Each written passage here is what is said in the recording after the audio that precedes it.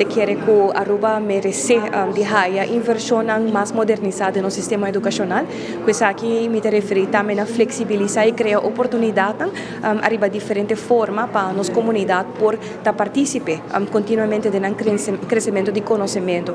Havemos oficializar acordo de cooperação junto com a direção Ouderenzaaken, pero primordial que o EPI oficialmente por começar a oferecer curso que bota higher certificação que guarda reconhecido na todo o país em reino, para o qual que cuido e bem-estar de nossas comunidades na área de zorg. No caso aqui, cuido de nos grandes.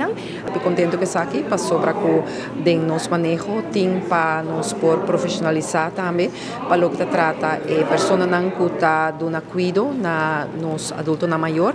Nós temos pergunta para você, vraag para você para sobre que botin de diferentes casas de cuido, botin pessoa que está trabalha e é importante que não por qualificar, que não por fazer trabalho, não por registrar, não por constatar, señalar, actuar e também dar sustento e cuido necessário na pessoa adulto maior e prevenir também hora que tem peligro que não importa na altura de sei segundo o desenvolvimento de pessoa de idade e pensei também que hecho que nós que a comunidade está virando dia para dia mais grande, nós mesmo fazer algo e também a qualidade de cuidado mesmo vai elevar. Sim, obviamente nós firma o ministro Helen Cruz e o ministro Mervin vai atrás, firma acordo de cooperação entre EPI e Direção Ouderenzaaken para juist começar com um trajeto, LLO trajeto para por brindar esse por exemplo, trabalhar em casa de cuidado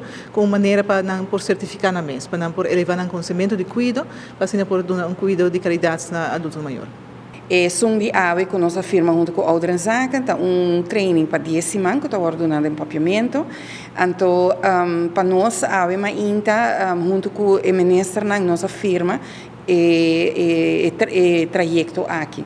Que é importante comunidade bedrijfsleven a pedir para isso aqui, então nós está oferecer como escola.